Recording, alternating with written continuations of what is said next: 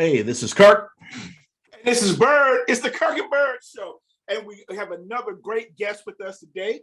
He's based in the 757. We have speed and agility coach, James Lujan. James has, he's going to tell you a lot more about himself. But one thing that really stuck out there is he knows his stuff about training, speed, agility, and he's worked with professional organizations. He's doing that stuff for the Seattle Storm of the WNBA. So welcome, James, to the show.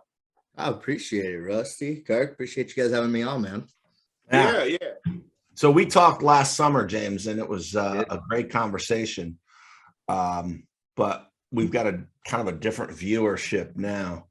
So why don't you take the time just to introduce yourself, tell us your history, your story, and make sure that we cover all of the ways to get a hold of you, your social media and things like that. It's a great story. You and your beautiful wife and kids are in Virginia Beach. So James Lujan, speed and agility coach, take it over. Well, again, guys, appreciate you having me on. My background, Virginia Beach. This is the second time that I've been here. Originally from Colorado, joined the Navy. Started working on the targeting systems for the F-18s. Got out of that field once my time was up. Moved to Colorado, started going to school for training. After that, I got my start in the actual sports, strength and conditioning with the Colorado School of Mines under Trevor Florendo. He gave me a good base as to what to look for in the culture of things. From there, I moved to Seattle, started going to school, where I met my mentor, Tim Vagan, and he really opened my eyes to really meeting top tier people as far as trainers, coaches, athletes. And he's actually how I started working with the Seattle Storm. He had a mutual friend, Susan Kleiner. She was the nutritionist for the Storm for, I think she's going on 7 years now, and had a conversation with her. That conversation led to a rumor of possibly an internship with the Storm. She gave me Emily Blurton's information. She was the sports performance coach with them. Mm-hmm. And me and her started talking. We hit it off. It was supposed to be a 20-30 minute conversation. We meet at Starbucks, and it ended up being a 2-3 hour conversation. Wow. We really hit it off. And it's actually really funny. She had another guy lined up to take the internship, and I guess I made such a great impression that she took me instead. And, I'm super grateful for that. And so I started working with them as an intern, and, meeting Sue Bird. It was the year that Brianna Stewart had her injury. I think it was Achilles, if I'm not mistaken. But, Jordan Canada, Joel Lloyd, working with all them is really cool. Mercedes. And then that led into the second year, which was more of an assistant position with them, which was really cool. Being able to have a little bit more responsibility and having Emily being able to trust me a lot more with the athletes. Because, as an intern, you don't really get that trust, but, all the hard work, things like that, you get to reap those rewards. So that was pretty cool. And then finally that kind of went to the wayside with COVID. And that's when I decided to actually start to do what I do, the speed and agility stuff with the youth kids. So middle school, high school, kind of like you, Rusty, how you're saying there was a need for it. In Seattle. So, I took it upon myself to kind of dive a little bit deeper, help these kids, and started building it out there. Things kind of, everything aligned, if you will, to where we could move out over here, be closer to family. My girl's from here. She went to Lansdowne. So there's a little bit of a rivalry now with where I'm coaching now and her school and stuff. But it's good stuff, man. It took me a good year, almost a year, because me and Kurt were talking about it last time. But, the culture here is a lot different than on the West Coast. You really have to build those relationships and really cultivate them a lot more. And I think it's because there's a higher standard out here. You know, there's a lot of coaches and trainers that just say that they do this stuff, but then they kind of take advantage of all these AAU and travel programs. Yeah. And listening to Coach Red, he was talking 6-7U now. And, you know, to me, like, that's the kids learning the game, learning how to move, but yet they're making a ton of money off of the parents that are wanting to see those types of levels.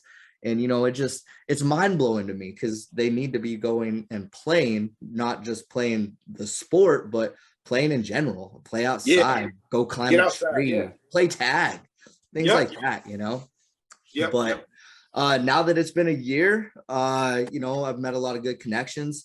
I'm excited this is actually the first time anybody knows this. So I was announced to be a part of Boo Williams' 17U program that's starting at the end of this month. Oh, wow. I was brought in with 757 Colts to kind of see where I could help with them. Coach Red, their wide receiver coach, Sauce, he's bringing me in. He does a lot of the speed stuff as well. Started working with a few baseball teams out over here, the Canes baseball 12U. Been working with them for about 6 weeks now, and they're about to hit their season, kind of figure out where they're going with that. And then I got in with Grassfield High School under Coach Johnson. I'm helping their basketball program because they're a really transitional team, and he could use a lot of the footwork and the speed stuff that we use. And I actually just finished talking with the new coach over at Grassfield for football, Coach Jones, to see if they're able to utilize what I do, kind of like what Vince Lowe at Locked In does with Oscar Smith. So I'm pretty excited to see kind of what everything's is going on this summer. Hey, James, let me ask you something. So I love the things you're doing. That's kind of one thing you hit on is the money in this thing. And to me, I've seen too many people take advantage of the parents that are these gung-ho parents that don't really know about sports or training, and they're just like, all they know is, hey, I got to do this, and a lot of it is, I'm like, still, hey, whoa, keep it fun. Let's keep it fun. No matter what sport it is, soccer, track, football, keep it fun. We can teach them some basics in terms of agility, but a lot of things I do in terms of any training, I was like, let's play games, like you said, let's play tag, make it fun, and they don't even one of the things I used to always do is we play freeze tag Love it. at the end of my track practices or training. But so though you're right on, bro. I'm feeling with you, and I truly feel that if you're not doing it for money, you will be blessed. So it is, and so that's my philosophy. I like to hear you say that. But let me ask you, I'm sure people here want to know. Tell us your background. Did you play sports? What, and maybe were you doing any things with training or athletics in the military? Tell us a little bit about that. Yeah, so high school, played basketball, and weirdly enough, track. I love that. And then a sport that fell in my lap was tennis. It was so interesting story. Freshman year, buddy of mine was in band, and he wanted to try out for tennis, and he wanted someone to go with him. And I was like, well, I'll go with you. I was sitting there and during tryouts, and coach walked up and he's like, hey, if you're going to be here, you got to try out. And I was like, I don't even know how to play this game, but he handed me a racket and he's like, all you have to do is hit the little green ball over the net. Okay, I can do that. And, I was athletic enough and fast enough to where, I ended up making varsity on tennis my freshman year, which was pretty crazy to me. And then we ended up moving, and I was actually playing with my neighbor at my new town, and the tennis coach happened to be there too. And he kind of took me under his wing, and, I really started to excel at tennis of all sports, not even knowing about it. Ended up going to state a couple times with that. And not embarrassed to say, I played some high level guys that just whooped my butt on that. And, that's all right, but basketball, never made it too high of level in that, and it really comes down to nobody being there to show me how to move and to run. I mean, running is a skill. If nobody ever teaches you how to do it, it gets left to survival of the fittest, right? You're a natural athlete or you're not. But, to me, basically it's a no-go, right? You can be taught these things to do. And so I really like that aspect of the whole training thing. So that's what really got me into it. As far as the military, I got into boxing, and I was trying out for the Navy boxing team with that. Ended up tearing my ACL while we were sparring. And that's what really got me into the whole fitness thing again, was I going through my injuries and not being able to do the things that I wanted to do, but I could show and teach other people how to do it. And so, those who can't do, teach. And so that's where I really started to fall in love with it. My own personal fitness goals and things like that. I wanted to see how strong I could get. I wanted to see how lean I could get, and goals constantly change. And so now my forte is speed and agility. And I just love it because it's a puzzle. The human body is a puzzle, and everybody's a little bit different. And that kind of goes to, how do you motivate people? How do you say things in context to where they can understand it, and then where they can see where the practical application is. And so that's what I love. What you were talking about, Rusty, was, playing freeze tag, playing games, it really dictates what age group are we talking about. So the smaller kids, they need to have that play time, and tag is great. If you take just the movement aspect of it, we're talking accelerating, decelerating, change of direction, tactical thinking, like I'm running at this, and we're talking trajectories, things like that. But the kids just see it as fun, right? And so it's when we start getting into the older ages, can we still keep that fun? Heck yeah. I take out Nerf guns. Hey, we're having a Nerf gun fight. Boom. We have two sides, go about it, and they're still doing change of direction, running, accelerating, decelerating, all that good stuff. When we're inside in the winter, we always play dodgeball too. Oh yeah, dodgeball was a big one. And people love hitting the coaches upside their head, I tell you. Absolutely. I'm out there with these guys all the time. I'm getting a lot older, and I'm out for a day or two after, but I'm still out there having fun at 35 years old, man. So good you got to take the Advil after it. A little bit. At us. So I've watched some of the videos on your Facebook page, and we want to make sure we plug all of your social media. But I've noticed, James, that you work with different ages as well as different sports. Absolutely. Can you talk about how that varies, from age and the different sports? Because watch some videos and you're talking about, explosion in basketball is very different than some of the moves in football. Absolutely. So first thing's going to be the age, so if we're talking 7, 8, 9 years old, maybe up to 11 and 12, they need more of body exploration, learning how to jump, learning how to land, roll, fall, just, things that we grew up on, just playing outside. They still need that, because now we're starting to get a lot more sport specific, kind of, again, going into AAU and travel ball. There's these parents that are wanting to get more specific because they want to get them better at this sport, that sport, whatever it might be. So they're losing out on the general fitness aspect. Now, as far as the sports, when we're talking speed and agility, there's 7, maybe 8, arguably different moves or patterns that they have. And it's just depending on the sport. If I'm talking football, I have to be able to accelerate and keep more top end speed depending on what position I'm talking about, versus, a volleyball player. They're going to need more jump and land training. So for volleyball, I'm not a speed coach. I'm a jump coach, right? But it's still the same movements. Right. Volleyball and basketball, really similar. We're just talking about different angles depending on the position. So like my liberos for volleyball, they need to be a lot more agile, and that's going to be almost the same as like my point guard or my shooting guards. Right. When we're talking about basketball, the right side outside hitters for volleyball, that's more of my post moves, right? So we're still making them athletes, but we're making them athletic. So it really just varies. What sport are we talking about? Baseball, I don't need my kids running straight on like a track athlete. They're going to start off sideways like they're going to be stealing for a base. Obviously, we have to work both sides so we can make it more even. But their lead leg, you know, they're we call it lateral, right? They're sitting sideways watching the pitcher and trying to time the pitch. Right. So it really comes down to a lot of different aspects. But if we're talking strictly movements, 7, maybe 8 altogether. So it's just a ratio as to which one we're talking about for each one. Could they all benefit from hitting all 7? Absolutely.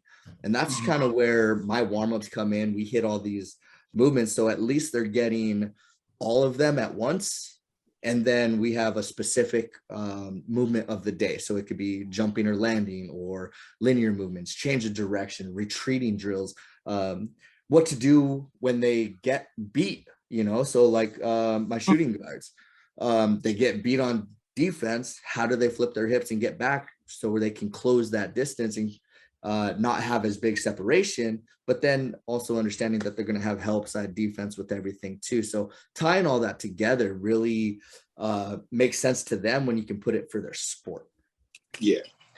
One of the biggest and fun challenges for me was I'd been doing a lot of, you know, track, football, even soccer youth, but was when I got my first softball player. I had a really good high school athlete, a good softball player, and she wanted to be able to play in college, but it was a couple things she needed to work on. So yeah, just tailoring a program for her, you know, like you said, being able to, like her the way she would be able to look at, you know, in time when she could take off, but like you said, like her body's facing her lateral movement, being able to keep her head down, just doing certain things with her arm movements, things she had just never been exposed to. The other thing and this is what you talked about a little bit, is I try to recommend to parents that the best way for them to also develop a lot of these different muscles and things are by just cross training with different sports. I've seen, absolutely, no joke, man, I would see a parent have their kid locked in track, locked in baseball, and they're and even in track, I was getting frustrated because I would see parents or even some of my coaches, like, I'm talking about an 8-year-old kid. Well, she's a distance runner, or no, she's going, and then or this kid's a sprinter, and they're only going to sprint the 1, 2, and 4 for the next 8, 10 years. And I'm like, no, you know, like, and I've seen now some of the best results with the kids that I said, hey, go play soccer. Because growing up, I never played soccer, but I knew I wanted my kids to play this. And I told Kirk, because right off the bat, like soccer was 2 things. It was like kids that played soccer could run all day, but then they had to have a burst of speed. And so I started coaching. I was a sprinter myself, but I coached the distance, and I loved when I had a kid that played soccer. They could run the 800 and had never been trained for it because they could run, you know, but they also had some speed. So, and the other thing is, I love swimmers. Swimmers, you know, the way they're building, almost being able to help them develop more, but also what they can do outside of the pool. There are a lot of things just because of the way they're building that strength. But I love the cross training. Like I'm telling kids, play multiple sports. Yes. Play multiple sports.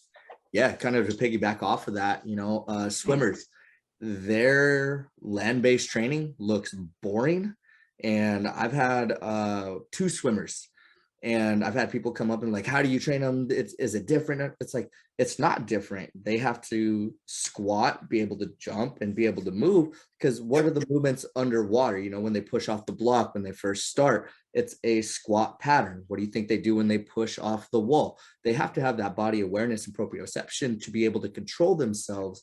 So you just take a look at the pattern. You're like, okay, what can you break that down to? How is it going to get them better? How's it going to get them stronger? And what I really love what you said, Rusty, was, you know, multiple sports. Again, we go back to those movements. They're all varying ratios of the 7 patterns, but it really gets them to understand their body. You know, I'm going to encourage every kid all the way up to high school to play at least 2, 3, 4 sports And then after high school, really dial in, because if you notice, a lot of the NFL guys, NBA guys, they played multiple sports. They had scholarships for both sports. And then which one did you want to choose? Right. That's the ultimate goal. My goal is to make them better athletes, and it's coach's job to make them a better football player, baseball player, basketball player, and to have them get those options instead of just limiting themselves to one specific sport. Right. Yep. I've also found, Kirk, I'll let you go. One thing I found is if they also, that athlete is doing that sport for so long, or the same event, by the time it's really important for them to do it, like in high school, they're prone to a lot of injuries.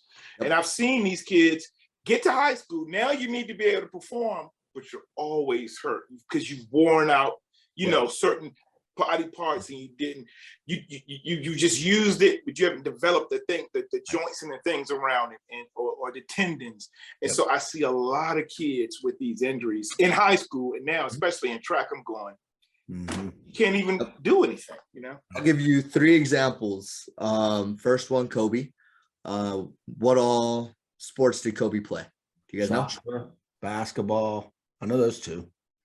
Yeah, and soccer wasn't very long. He stuck mainly to basketball, but he trained every aspect that he could, right? Under Tim Wilder and stuff like that. Once he got to that level, let's look at, if you go to any AAU basketball tournament, most of the kids have wrappings right below their knees because their knees hurt. You know, it's called jumper's knee. That tendon gets wear out. They are landing wrong.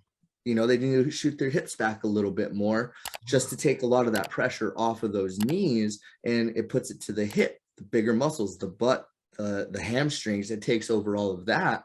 But you see these kids 12, 13, 14 years old having the patella tendon wraps, and it's, you know, they're not going to last long. Kind of like Rusty said, you're getting all these prolonged injuries. And then the last example I'm going to say is they get burnt out. If you go to gymnastics, you know, why do you think that these kids are no more than 14, 18 at the very most in the Olympics? Right. They get burnt out. You know, they push these kids through over and over and as fast as they can to hit these different levels because, oh, my kid's the next, you know, whatever, insert name. And the kid's just like, I'm over it. Yeah, absolutely. So you got to keep it fresh and keep it fun.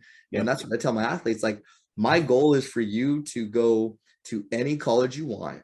You know, I'm going to have you research that college and do you fit into their program? Yes or no. Yeah. But you know, what's the culture of that program? Are you going to like it? Are you not? Those are questions that I'm going to ask. And is it a school that you can see yourself going to without the sport? Because, you know, I was just might not like the culture. That's always something I've said. I mean, look at the school minus the sport. Do you like it there?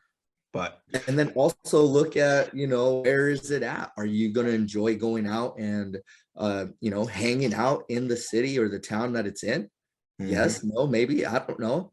You know, you got to do that because it's going to make your experience a lot more fun. And a lot of parents don't like to hear that because they think I'm trying to tell their kid to go party. And it's like, no, it's giving them a good social aspect. So it's a huge aspect of going to college. Yeah, absolutely. Yeah.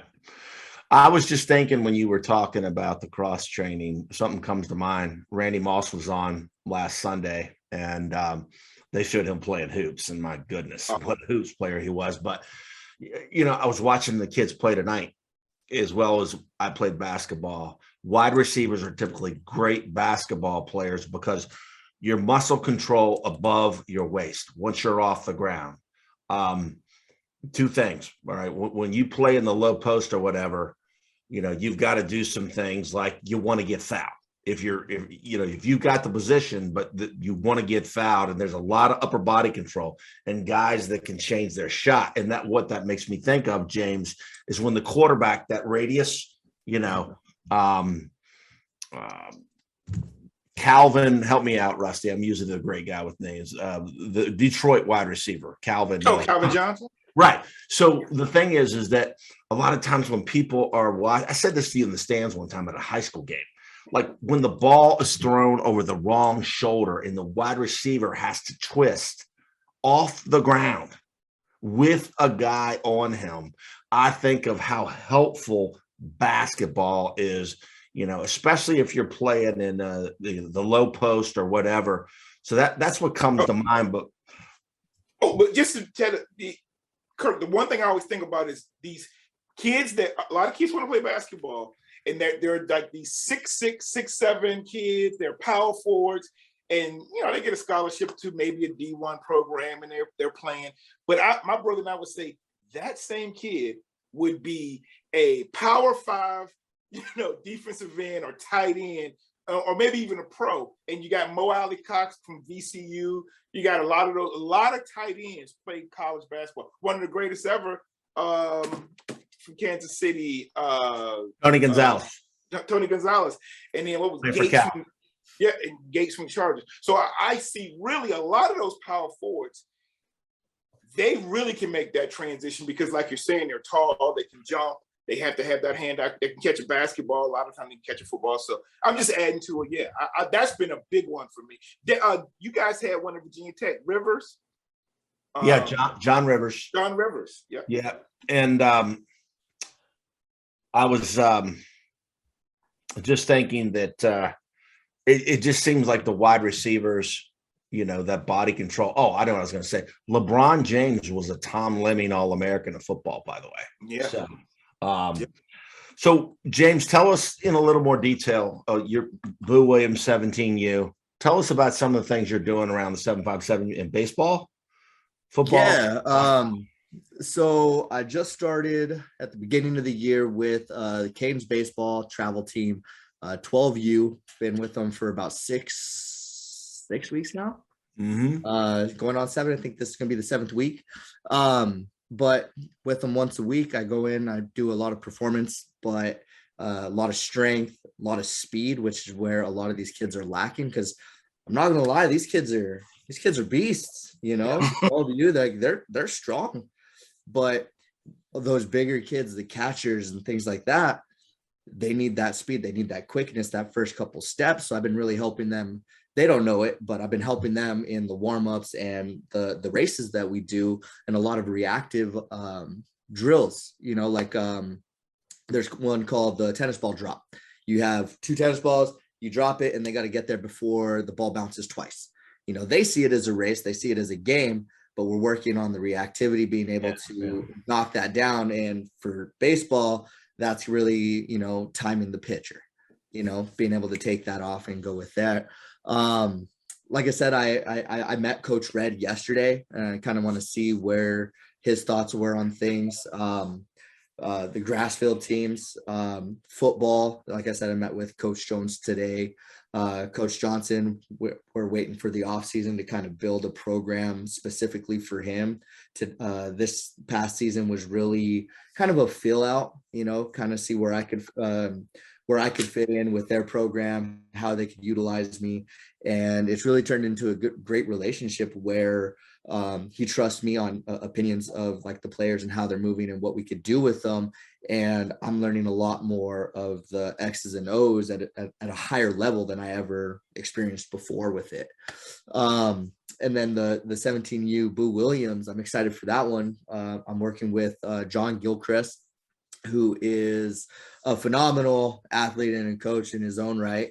And David Cochran, he's probably one of the top AAU coaches, trainers, as far as skill out here with basketball. Right. And he's played high level ball himself, and so we get to do that together. I'm pretty excited with that, and kind of see how I bring my movement and how we can really make these guys move better and faster, and hopefully win a lot of these tournaments coming up, because I just got the schedule for that, and there's a lot of tournaments. I'm looking forward to it. Like some of the guys coming out to tryouts. It's going to be a good team, man. I'm excited for it. James, I got a question for you. So, what are some of the common mistakes people make in training? And one of them, so you can tell me some common mistakes, but I also have a question about when should young athletes start lifting weights? I know I've seen some start way too early for me. I've had guys I worked with, and they're trying to get these kids in the weight. I'm like, So tell us when is that age? Hold on, James. Sorry, I know this from talking to James extensively. His answer is going to surprise you. Okay, so we'll start with when should kids lift? I'm going to tell you they should lift whenever they can. You know, my daughter is 7 years old. She'll go out there and lift weights with me. Now we're going to talk about the appropriate weight. You know, there's a big myth about kids weightlifting and it's going to stunt their growth and all this stuff. And it's actually a myth, right? So if we talk about forces on the human body, right? A kid jumps and he lands. There's about 1.5 to 5 times, depending on how big the kid is, their body weight. So if a kid weighs 100 pounds and he jumps up and lands, he's probably getting 200-300 pounds of force on his body, right? Now, I'm not going to put a kid that weighs 100 pounds and put 300-400 pounds on a bar to have them to squat, right? But there's a big misconception on when these kids can do all that. It's just, how are we doing it? Am I doing a bodybuilding split for you know, an 8-year-old? No, that doesn't make any sense. But there is a method called the 1x20 method from Dr. Michael Yesis. He does one set of 20 reps on every joint in the body, which is to really reaffirm and reinforce the patterns that we're looking at. And we're going to technical failure. If a kid can do, let's say, body squats for a set of 20, and he's just absolutely crushing it for 2 weeks, then we can start adding weight to it because his body is ready for it. But if there's little mistakes here and there, we want to clean those up before we start adding that, because we want to set that pattern. And those patterns are really like the Grand Canyon. It's over time. It's really slow. It's methodical with it. And I guess the best saying for that, you know, everybody's heard the saying, practice makes perfect, right? Everybody's heard that. I'm going to say that's completely wrong because it doesn't make perfect. Practice makes permanent. Now, that means whether it's a good pattern or a bad pattern, if you practice it, it's going to stick. It's just how it is. You are the man. Look, I try to tell, like, in just teaching my son, one of my sons wanted to be a quarterback and everything.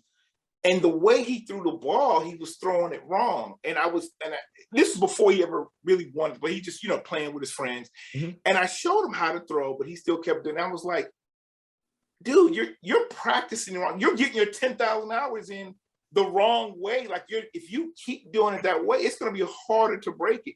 But I use that example for a lot of the kids I've trained in a lot of ways. I'm like, you're practicing wrong, so that is what's normal to you. But that's a great point.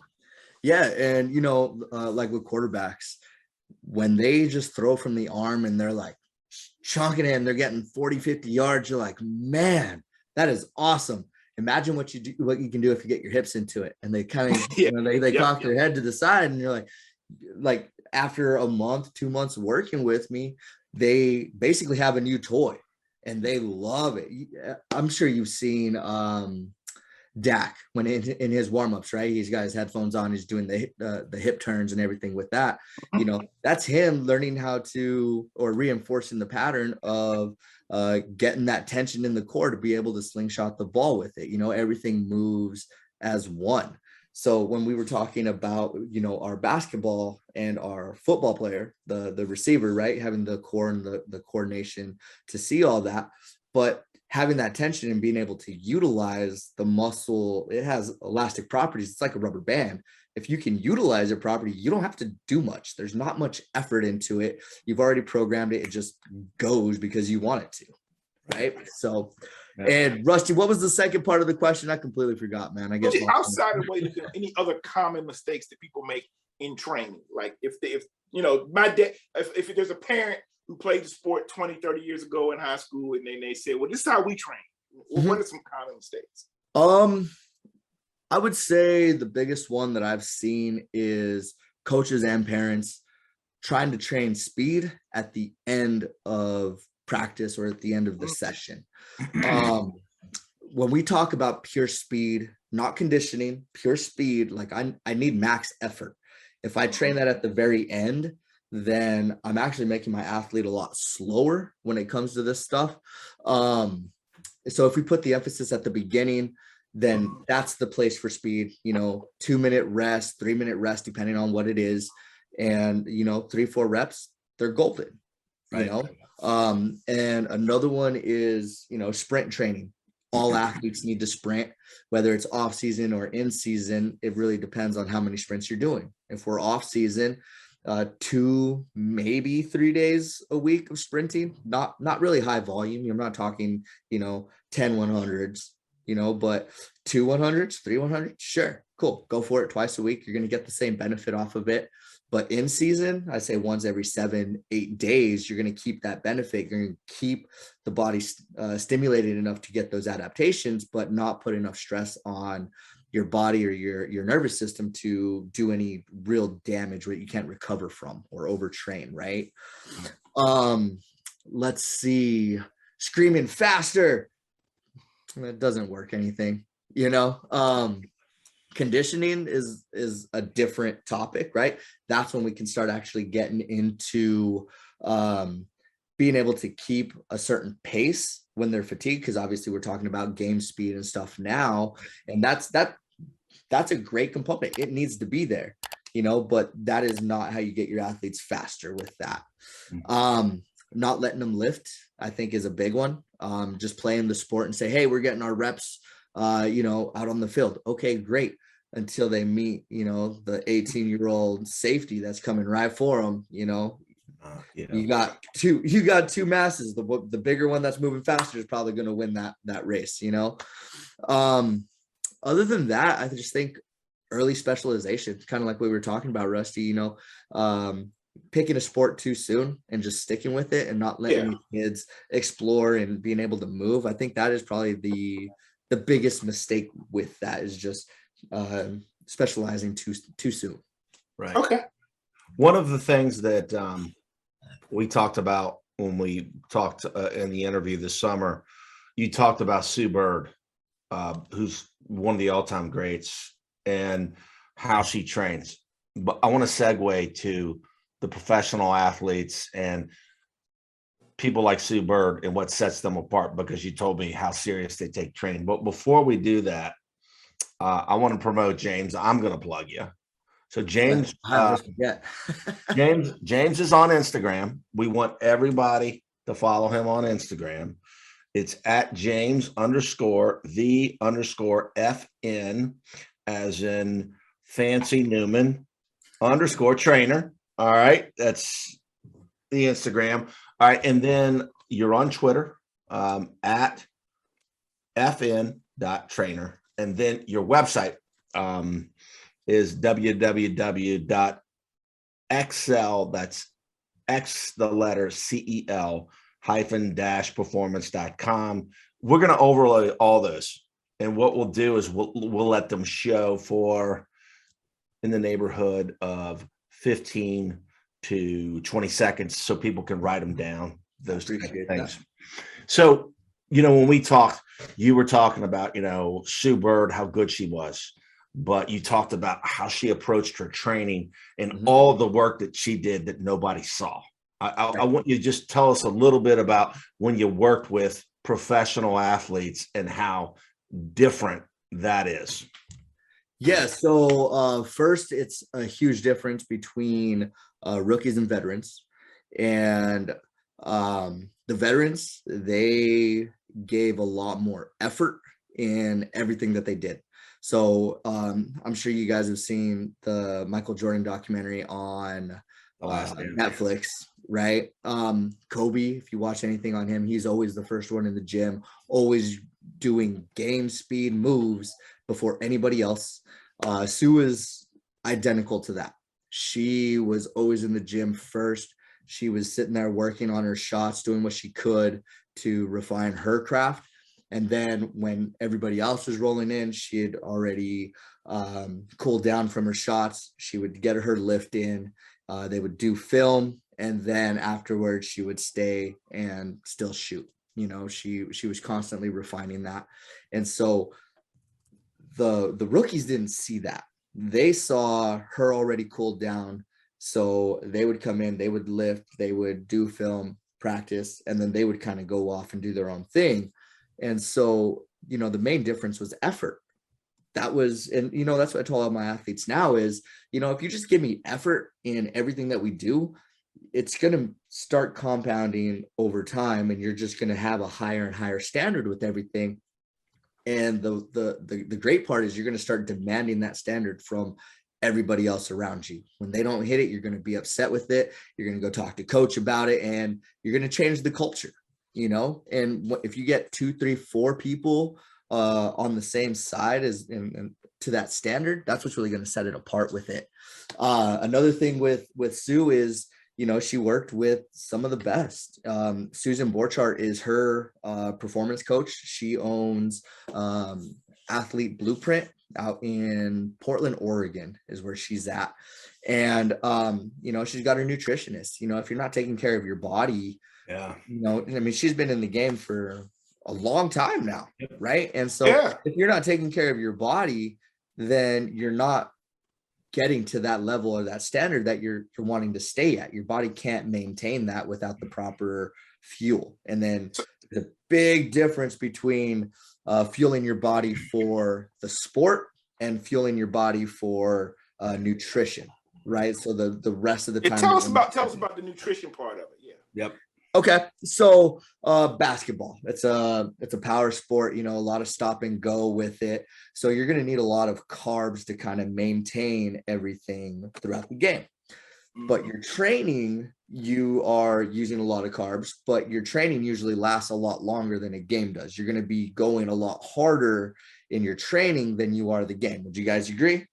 Oh, yeah. Oh, yeah. Yeah. So the nutrition demands for training are going to be completely different than the nutrition demands for the game, right? And how Gatorade got their start, they gave a salt water essentially to their athletes at halftime, and they watched a huge difference in their effort. Okay, yeah, because now it's not just water, so when we start replenishing the stuff that we lost, throughout a game, having carbs. Susan Kleiner, she come up with a product called Vitargo, which is essentially powdered carbs, maltodextrin, which is fast absorption. And you mix that with your drink and you sip on that throughout the game or at halftime, you basically replenish your body with everything that you lost in the first half to give you that energy to keep that pace going, right? Got a question for you, James. So a lot of I see a lot of these athletes, and I have one, an 11th grader who now is in the off season. But I remember last year some of his teammates, and I saw a lot of kids. What are your thoughts on some of these powder mixes and the creatines, or what are any of them okay, or is it some that are fine, some are bad, you should stay away? Do you have any recommendations on that? Yeah, so my own personal preferences with this, creatine is the #1 most studied supplement out there. If you eat meat, you probably don't need creatine. You get plenty of it from animals. Our body breaks it down efficiently enough.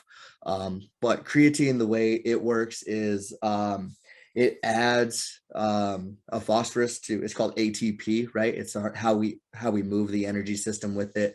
But that lasts anywhere from 10 to 30 seconds, depending on who you talk to. Anything after that, you're going into your glycogen system. So if you're doing a lot of power, like explosiveness, things like that, you're going to be using up that ATP. That's where creatine can have a benefit. But for high school athletes, they don't need it. To be completely honest with you, you're seeing a lot of pre-workout challenges now. Ice scooping pre-workout, and it's just a safety hazard. The powders are really fine. Breathing in the powder, when you open up the lid, it can be dangerous. It can just cause a lot of infections and stuff like that.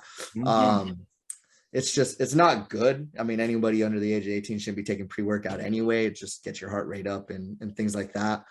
Protein, Absolutely. Take protein. Just be wary of the brand that you go with. There's a lot of marketing with it because it's not regulated by the FDA.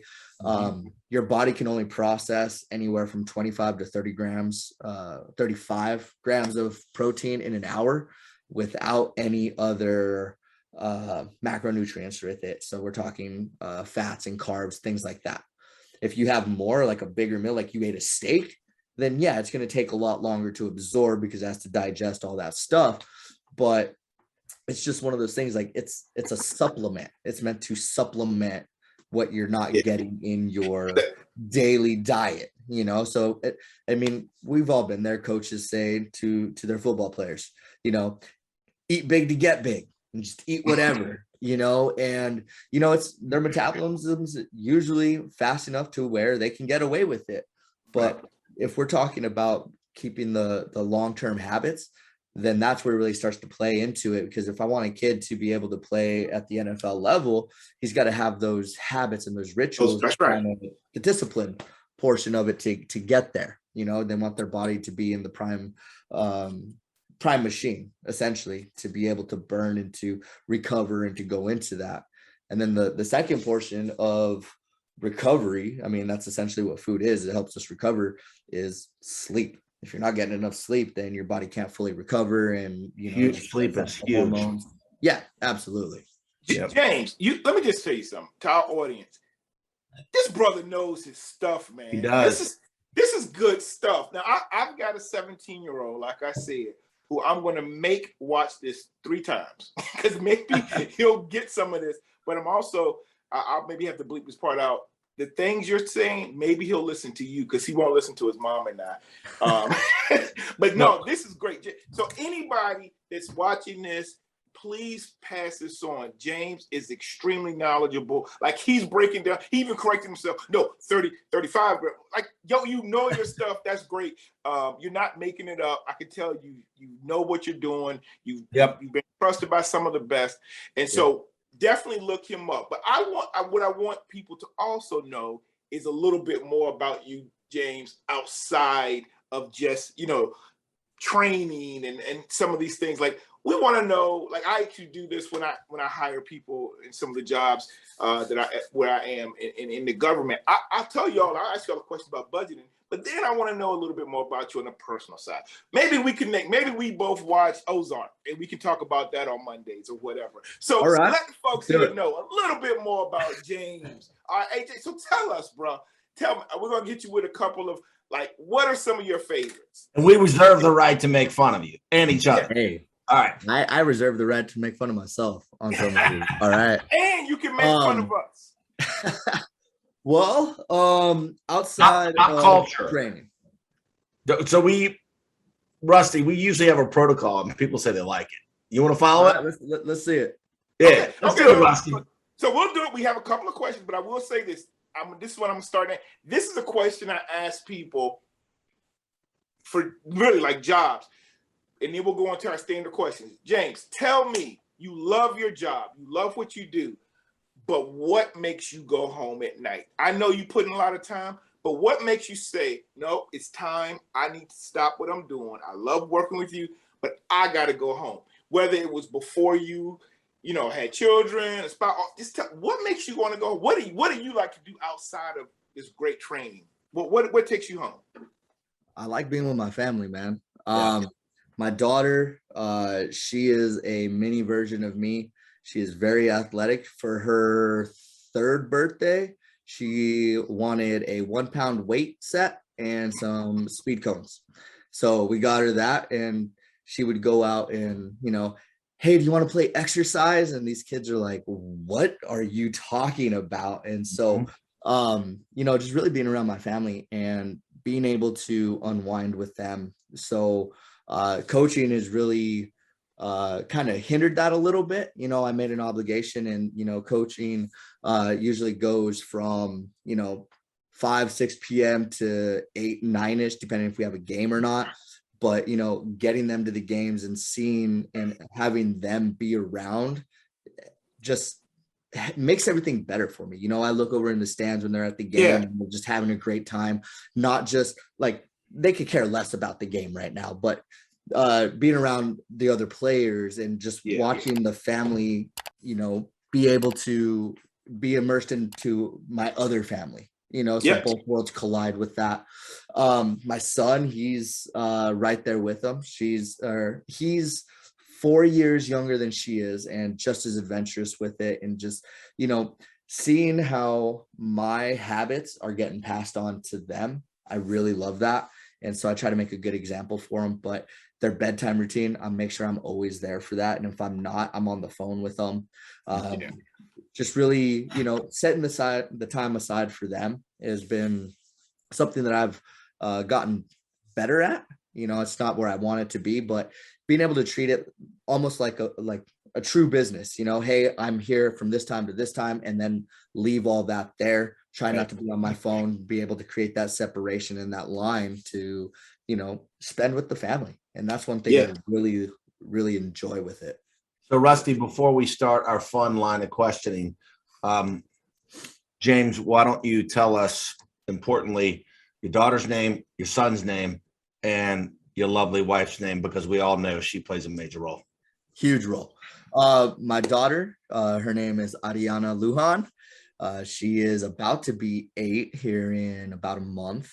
My son is Roman. He is, he is about to be 4 actually at the end of this month, February 28th. And then my fiance, she is Kayla. We are set to get married October of next year. This whole COVID thing, I wanted to be kind of done and over with. Yeah. And she just started real estate, so I'm pretty excited with that. That venture. She's been a stay-at-home mom for the last 3-4 years now, and so it's a nice change of pace for her. She gets to do what she wants, and really build the hours with it. And now that training's kind of come to fruition for me, we have that time to kind of set that apart and have that us time. So it's been really nice, man. Cool. All right, Rusty, let's have some fun. Let's do it. All right. So, James, all right. Now, what would you say is one of your maybe favorite all-time movies? It doesn't have to be sports. It doesn't have to be training. And if it's not a movie you really are like all that you love all that much, is there anything that our audience that you like to maybe watch or stream? So, are you streaming anything? Like, are you into it? Like, I'll tell you, everybody was into Breaking Bad. I didn't watch it because the first year or two, I couldn't get past the first episode. Me too. I couldn't either. I just picked it up like 2 weeks ago, and I started like 4 times over the last 4 years. I finally got past what everybody said is, because I looked up reviews, getting past season 2. Now I'm on season 4 and I'm watching like 3 episodes a night. But go ahead, anything like that. So, James, do you have a favorite movie? Let's start off with a movie. Do you have a favorite movie? I do. It is Who Framed Roger Rabbit. Now, see, that's exquisite taste to me. I absolutely love it. Like, not only from like the animation standpoint, but the acting standpoint, because they had to act without anything being there. So being able to do that, I thought that was really creative, and for them to do that.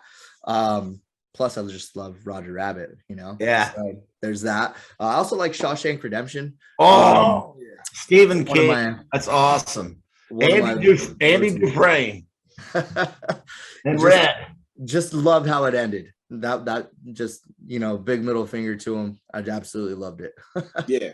And Rusty's question, what about any streaming or any shows? Because with your schedule, you can get that on demand. You don't necessarily have to sit down and watch, Yeah. So I'm really big into Criminal Minds. I think I have it on repeat. We love we watch big fan. You're passing with straight A's right now, man. You can always watch it and just like, oh yeah, I remember this, and kind of go into it. I started getting into Blacklist for a little bit, but then after so many seasons, it just gets old. And that's almost with all of the seasons that they go too far. Dexter was a good one until it just got repetitive off of that. I'm really big into like horror movies and genres with stuff. Okay. So yeah, that's kind of what it is as far as Okay. shows. Yeah. Oh, cool. Now, we are both music aficionados. Ooh. So why don't you tell us your favorite genre and then your favorite artist? All right. Well, it really depends on the time of day, right? Okay. And if I have clients and depending on that client. Right. One of my clients, a little bit older than me, a lot of, let's say 70s, 80s rock. Okay. A lot of, Fleetwood Mac, AC/DC, CCR, big fan of CCR. Oh, awesome. That was actually our road trip songs. It was the greatest hits, and we would flip the tape over twice, and we would be there by the end of, both sides being done. So the greatest hits, I can actually just sing over and over and over, not even think about it. It's right there. If I'm lifting, it's really, everyone would say like hard rock or, death metal, something like that. And it's too much for me, man. I would much rather go, let's say Vanessa Carlton. Have you guys ever seen, White Chicks with Terry Crews when you start singing? Yeah. I'll sing that all day. I'll dance with it. But it's just stuff that really gets me going, to get out of my head so I can think about what the task is at hand. There was actually a study, and I'm going to get a little nerdy on you guys with this, but there was a study that if you were actively singing or listening to the music, you were not giving your 100% for that weight or that exercise. So I will put a lot of instrumentals on as well, just to get my head right, or I need to concentrate on this, but it's in the background, and just it's not the gym noise, or their crap. Yeah. James, what if you sing in the car? Is that good for you? Singing? I love singing in the car. I'm not good at it, but I like it. Is it good for you? Because if it is, I'm going to live to be 150. That's all I do. We'll take it from a lung capacity aspect, right? Really good for it. That's a great question. I was just joking. So, I will sing. Give you a quick one for me. What's Singing in the car is over 30 years now. If I can throw this on, and I will sing every lyric, and my kids will think I'm crazy. But the Beastie Boys, that first album, every song was a hit to me. Oh yeah, Brass Monkey. My kids didn't even know what they were saying. My kids love Brass Monkey, No Sleep Till Brooklyn, Monkey, Paul Revere. Revere, yeah. So do you have a favorite album? Because a lot of younger people they don't even know what an album is. But you got a favorite album? Yeah. So I grew up with a wide variety of music. I got a lot of it from my brother. Tupac, All Eyes on Me. Mad respect. Probably one of my top favorites with that one. I'm starting to get a lot into Dax. He's been doing a lot of remixes of top songs that I grew up on. And so I really just like his flow with things. Eminem, can't go wrong with Eminem. And I'll listen to a lot of his old stuff, some of his new stuff. It just really depends on what's the mood. If I'm in a nice chill mood, or if I have to go meet, one of my older clients, I'm not going to be all hyped up and singing certain songs. You know what I mean? So really depends. So you have Spotify or Pandora? I'm sorry, Rusty. You have Spotify or Pandora? Both. Let me tell you something you can do. And I'm sitting here. Your wife was Kayla or Kara? Kayla. She'll love this. Here's the great thing. You can take a song and produce a playlist off of it. Like When a Man Loves a Woman. Maybe you're having a romantic dinner. Let's get it on. There's a let's get it on. I mean, and you can do all those kind of things. Like there's like Van Morrison has certain mixes, like you can do Brown Eyed Girl. But I just want to let you know that, because I know these things, these R&B 60s, 70s. Experience is coming out. Oh yeah, I put it in the all the time. He got 4 kids, man. He know what he's doing. I got 3. Don't give me Oh, 4, dude. Oh, I'll put the tax write-off. Wait. There's one everybody they don't know about that one. You know. Neither do I. All right. They're gonna drop them on me. The kid's gonna be 35. All right, Rusty. Let's go to our food question. We always I was saying we got to get this one in. So James, now forget about being a trainer. One meal for the rest of your life. It's the whole meal. I'm not gonna say just one food. Easy question. But the meal, but it's the same one Yep. for the next 50 years. Yep. Sushi. I like that a lot. We get that a lot. That's healthy. That. Yeah. Right. It is one of my go-tos. I will not eat all day and easily spend $100 on just me. Okay. Easily. So we are coming right up on an hour. Remember, I said 40 minutes. Who cares? We've had a great time. So I want to do a couple things. Real quick, we're the Kirk and Byrd Show on YouTube. BYRD, like it says behind me, the Kirk and Byrd Show. Please subscribe. We're finding, 85% of our views are not subscribed. The kids, Instagram, and we are also at the Kirk and Byrd, BYRD, on Twitter. And we want to encourage you. But I can tell you, Rusty, I'm just like you. I'm blown away by James. And oh man, you got to come out here and cut your teeth because sports are so much more intense. That's why I would never live on the West Coast. Sorry, my West Coast friends. It's all about the Lakers and the Dodgers. So please contact James or, co-opetition. If you want to pee on your tree and you don't want to talk to somebody, that's a big mistake because people refer each other. And again, let's do it. We're going to overlay it as we go out. Instagram. He's got videos too. Matter of fact, James, I hit you up and I said, what are some non-weight, just using my body? Dude, this brother sends me like 4 Instagram videos, man, on different things. But Instagram is at James_the_FN_trainer. All right. On Twitter, he's at FN.trainer. And this is all going to be overlaid. And then his website is www.xcel. That's the letter Excel -performance.com. This has been a lot of fun. And I just, you're working with great people. Boo Williams is somebody that pillar of the community. Coach Red, he's not all about 5-star recruits. He concentrates on the 14 U's and you helping those kids and other people that you're working with down there. We encourage, Rusty, between the two of us, we know so many people in so many different sports. We know some of the college coaches, high school. And why don't you take us out, Rusty? Okay, so I'll close again. James, you are the man. I do have one question just because some of our listeners may want to know. I know you're in Virginia Beach, so you're on that side of the water. Is that are you just on that side? Do you work with any kids or people on the peninsula? I mean, I know you're at Boo Williams, so you're coming across the bridge, but do you work with any of them? I do. So I've been out to Newport News, Portsmouth. I got a couple guys out over there, Chesapeake. I'm really going wherever, people need me. I'm trying to find my own spot.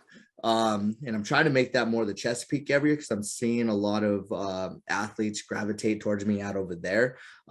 There's just not much of a need for it.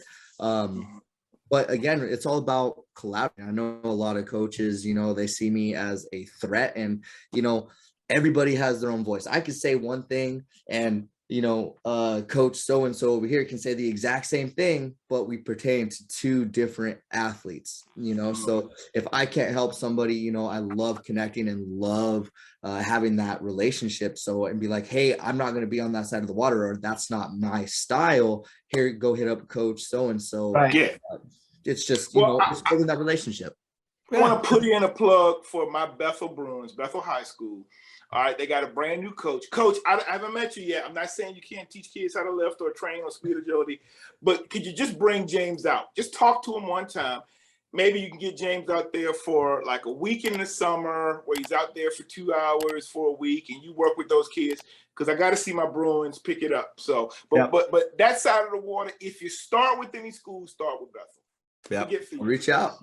Plug for Gannon Baker basketball. Have you met Gannon yet? Yeah, he actually came out to Grassfield, and he is a man. That guy, great stuff. What he does, kind of just tennis balls. Yeah, so his goes off of a lot of vision training, but with the context of the ball with it. It was funny. I was actually there when he came in, and he just started doing that drill. I actually pulled it up on my Instagram. If you guys go to the very, very bottom, you'll see me in front of the camera doing a lot of what he was doing. It was good stuff. The vestibular and the eye training actually gets left out a lot with these athletes. So it tends to, mimic everything. So, all right, somebody out there tell Gannon Baker, we just gave him a plug and we want to get him more business. But lastly, before we sign off, who you like, Rams or Bengals? Ooh, Rams. Okay. Would you bet, Rusty? What's your question? Money, my bet. Yeah, money. Like I think I'm pulling for the Bengals because my son, that's his favorite team, and I'm like, and he's been their favorite team for like 7 years. I'm like, why? So I'm going to support them. But I think if I had to bet my money, I'd bet the Rams. Yeah. So you like the Rams, and you would bet your life savings on it, right? Me? I'm talking James. If you had to, not that you would do something like that. But, don't be on the fence, man. I would say yes. I'm gonna say yes, but me saying yes is just gonna make it for the Bengals to win. Yeah. Well, that's my Rams. The Rams are going to win. So all three of us in your comments make fun of us if the Bengals win. I want the Bengals to win. Don't make fun of me. No, you're part of this. No. But you're saying the Rams too. I know, but I'm saying I think they can win. If they can beat the Chiefs, they can beat anybody. We just don't know. Oh, you're straddling the fence too. The Rams. That's it. Okay. That's what Michael Wilbon does. So next week I can say, "What I told you." All right. Or you can go, "I told you." Look it up. Look on the tape. I said the Rams could win. James, bro, when you come up here, we're gonna go out. We're gonna have a great meal. Rusty's gonna pay for it, and we just want you to, get the word out. This guy is awesome. I mean, this guy is really, really, really knows his stuff. And, everybody check him out. Kirk and Byrd Show on YouTube, at the Kirk and Byrd on Twitter. And, man, this has been a lot of fun. It's 11:13. We all got to get our baby sleep. So, James, thank you very much. We'll be down there, right? Yeah, we gotta hook up, man. Like some of the good eating spots down there. I think Rusty, I want to go to the basketball state championships in VCU. So definitely. That's I always do that. COVID is going away. We're able to be, and I'm going to be down there for business also, James. And if that's the case, I can, I hope I'll take you out. All right. So anyway. Thanks, James. All right, guys. We are going to sign off, and let's celebrate that LA Rams and make fun of us in the comments if the Bengals win. Are we out, Rusty? Kirk and Byrd are out. We are off like a prom dress.